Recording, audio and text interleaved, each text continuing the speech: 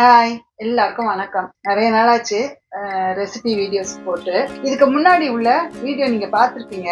நான் வந்து இந்த கின்னோட சென்னை ஆன் பிளேட் காம்படிஷனுக்கு போயிருந்தேன் பார்த்தீங்களா.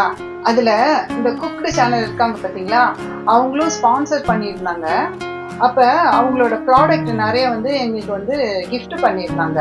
உங்களுக்கே தெரியும், மேக்சிமம் கடையில உள்ள மசாலா அதெல்லாம் யூஸ் பண்ண மாட்டேன். நம்மளே ரெடி பண்றதை தான், வீட்டில் உள்ளதை தான் நான் யூஸ் பண்ணுவேன். இப்போ அவங்க கொடுத்ததுனால பிரியாணி மசாலாவை வந்து யூஸ் பண்ணி பார்க்கலான்னு நினைச்சேன். அப்போ எனக்கு ஒன்று தோணுச்சுது, அதை நான் வேற ஒரு இதில் யூஸ் பண்ணி பார்க்க போறேன். நானே இப்போதான் ஃபர்ஸ்டா யூஸ் பண்ண போறேன். எப்படி இருக்கும்னு தெரியல, பார்த்துட்டு உங்களுக்கு சொல்றேன். வாங்க நீங்களும் சேர்ந்து என்ன கூட பார்க்கலாம். இப்போ ஃபர்ஸ்ட் ஒரு பாத்திரத்துல தண்ணி சுட வச்சுக்கோங்க. ஒரு அரை ஸ்பூன் எண்ணெய் ஊற்றிக்கோங்க. இப்போ நம்ம இந்த ரைஸ் நூடுல்ஸை இதில் போட்டுடலாம். ஆஃப் பண்ணிட்டு 3 நிமிஷம் மூடி வச்சுருவோம். இப்போ நம்ம வடிகட்டிட்டு,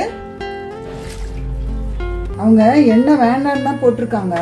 ஆனால் நான் வந்து காய் கொஞ்சம் வதக்க போகிறேன். அதுக்காக தான் நான் இப்போ சும்மா வீட்டில் இந்த காயை வச்சு பண்ணுறேன். இந்த மாதிரி நல்ல எல்லாமே ரொம்ப ஸ்லைஸாக வெட்டிக்கோங்க. இதை நீல வாக்கில் வெட்டிங்கன்னா உங்களுக்கு நல்லா இருக்கும். பீன்ஸு, கேரட்டு, பச்சை பட்டாணி, வெங்காயம் எல்லாமே போட்டுருங்க.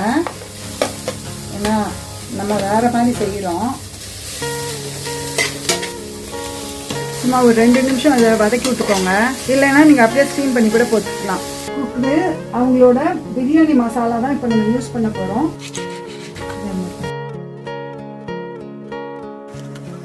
நல்ல பேஸ்டாக இருக்குது. இல்லை, நான் இப்போ பாதி தான் போட போகிறேன்.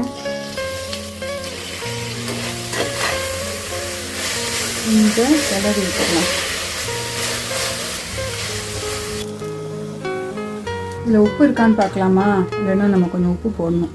உப்பு தான் இருக்குது. அதை கொஞ்சம் நீங்கள் பார்த்துட்டு உங்களுக்கு வேணும்னா போட்டுக்கணும். இப்போ நம்ம இந்த நூடுல்ஸ் சேர்த்துடலாம். இந்த மசாலாவை கூட நல்லா சேர்த்து ஒரு பருத்தி ஊற்றிக்கோங்க.